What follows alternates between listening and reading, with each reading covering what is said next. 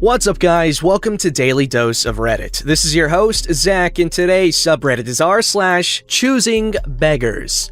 Alright, this story's called Choosing Beggar Wants Me to Buy Her Expensive Food. So around the start of the first lockdown, some close friends of my parents, Mike and Katie, caught Brovid pretty bad and couldn't leave the house. And I used to go to school with their daughter, and so they asked if I wouldn't mind doing some shopping for them every now and then, and they'd pay me back. And I was perfectly happy doing that, and I was doing it for an old lady who lived on my road as well, so I wasn't even going out of my way at all. Anyway, Mike and Katie's neighbor had heard about what I was doing, and she somehow got a hold of my phone number, and so one day when I was on a walk with my friend, I get a call, and this lady who I never have spoken to before in my life basically says, "Hi, OP, I heard what you were doing for Mike and Katie, and since I live right next to them, could you please do my shopping for me too?" And I was okay with this since she lived right next door to the people who I was already shopping for, and I didn't have to go out of my way to deliver her stuff for her. So the next day, she sent me a list of really expensive things, like two 35-pound bottles of wine and some fancy over-the-counter cheese and deli meat. Anyway, I bought all the things for her and knocked on her door and gave her the items. Instead of saying thank you, she has the audacity to say, "What took you so long?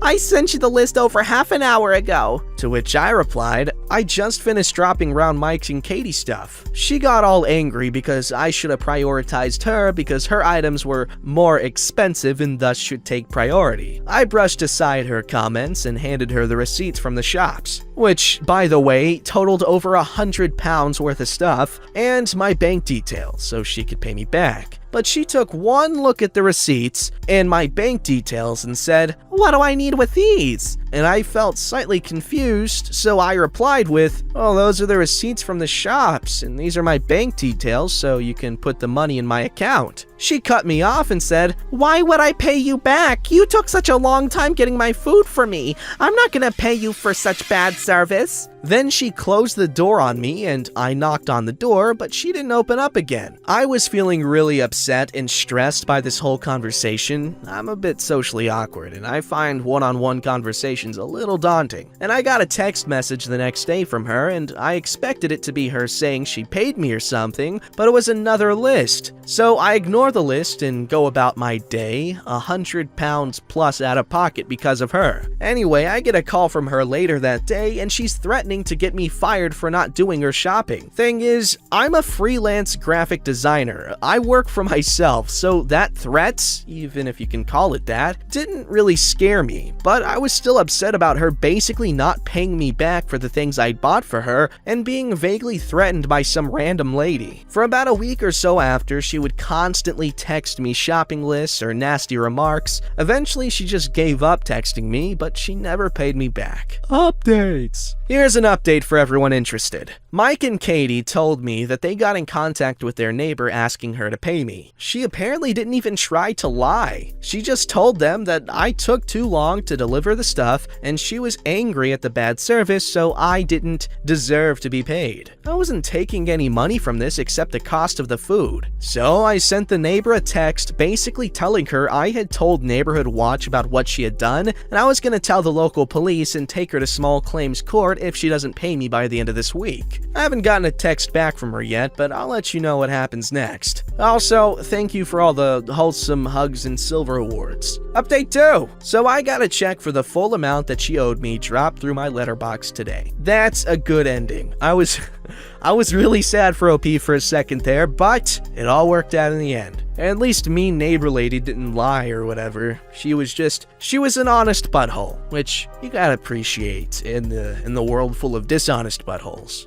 Alright, this story's called Picked Up a Hitchhiker Yesterday and Lived to Tell the Tale. I added that last bit. I decided to drive down to Florida for a bit to escape the horrible winter in New Jersey. I'm in my mid-30s and suffer from depression, especially seasonal. I moved back in with my parents after the pandemic started. I was previously living in a tropical country. February is always the worst month for me. This is the first time I've been in New Jersey in February since 2014. I drive an early 2010s Audi S5 convertible, which is a very nice looking car. I was in much better financial shape when I bought it, but things have gotten so bad that I had to sell it. I've driven it across the USA twice, once when I moved out to California and once when I had to move back because I couldn't afford it anymore, and taken many other road trips. I got my first Brovid vaccine shot last week. Despite my life not going as I envisioned, I've been feeling immensely privileged. My plan for day 3 of my trip was to drive from Walterboro, South Carolina, all the way to my destination in Tampa, a 6-hour drive. I was planning to stop in Savannah, Georgia to see the Green Meldrum House, which was General William T. Sherman's headquarters during his occupation of the city in the Civil War, and maybe have some soul food. Typical American road trip stuff. I put the top down and head to a gas station across the road from my hotel. After I fill up, I park in front of the convenience store to grab some water and snacks. I return to my car and start getting ready to leave. As I'm sorting things out, setting up navigation, etc., a woman, I'll call her Beth, comes up on my passenger side and asks me if I can give her a ride. Beth's definitely had a rough life. She might be 30, she might be 60. I don't really know how old she is. Her clothes are a bit disheveled, but clean. Same with her hair. Poor dental care. I'm traveling solo, and the front seat of my car has grocery bags, food, and other stuff on it, but no suitcases. I ask her where she needs to go, and she just replies, "Just to the nearest truck stop." But then she asks which direction I'm going, and I stupidly tell her Tampa. She then asks to go as far south as you can take me. I tell her that I'm planning to stop in Savannah for a while, and I can take her as far as there. It's a little over an hour away. Her final destination is Miami, but I don't feel comfortable taking her further than Savannah. I clear off the front seat of my car and throw all the junk in the back. The seat adjustment doesn't work because of some corroded electrical components, and I let Beth know that. It's stuck in a fairly comfortable position, so she's okay with it. I take a mask out of one of the suitcases in the back seat and hand it to her. She doesn't put it on. I'm not sure why I didn't insist. I really should have. What I did insist on was that she wear a seatbelt. She didn't put on her seatbelt at first. I told her that I wasn't going to drive her anywhere without a seatbelt on, and she finally agrees. I ask Beth what kind of music she likes. I want to make the trip as comfortable for her as possible. Fortunately, she likes classic rock, so I put some on. Hell yeah! After a few minutes into our drive, Beth asks to stop to get a milkshake and a Coke. I offer to get her something more substantial, like a burger or something, but she declines. We find a Burger King. I ask her what kind of milkshake she wants, and she tells me she wants vanilla. I put the order in and pull up to the pickup window, and she says,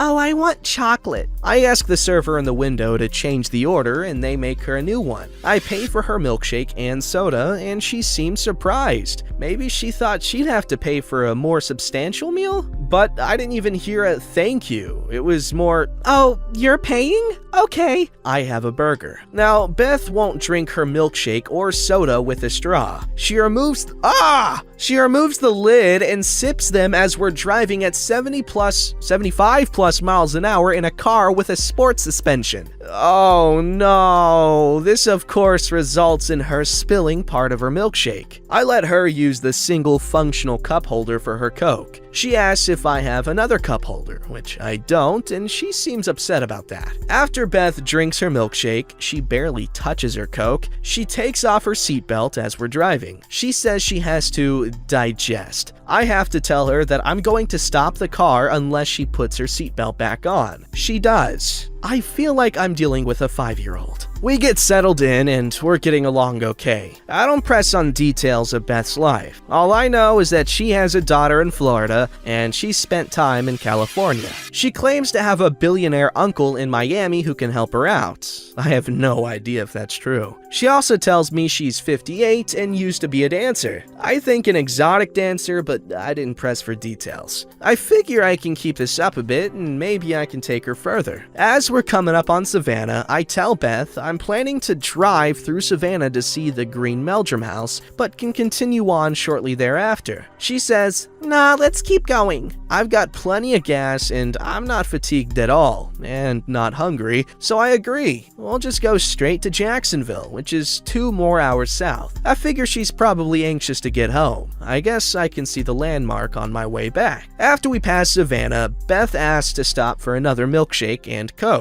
We're in a pretty sparsely populated stretch. I get off the highway and there's a convenience store and a restaurant, but no drive-thrus. She won't get food here. She insists on ordering from a drive-thru. We get back on the highway and drive to the next exit with a drive-thru. Okay, OP is really friendly here. We're waiting in line at the second drive-thru of our afternoon, a Dairy Queen. Beth still has plenty of Coke left, but says she wants to get a new one. Most of the ice is melted, so I understand why. She points out that there's only one cup holder. I tell her she can dump the old Coke. What she does is chuck the whole cup out the window into the parking lot of the Dairy Queen. We weren't alone. There were other cars there. I'm pretty upset about her littering, so I put the car in park. Go around to the passenger side and pick up the cup. It's not like I would ever see the other drivers again, but I did not want to be some butthole in an Audi convertible from New Jersey who litters on someone else's beautiful state. We get our order at Dairy Queen. This time I make it clear I'm paying for the meal. She gets a popcorn shrimp combo, which is fine with me. At least she's getting some protein. OP, you're so sweet. But she ends up eating barely any of it.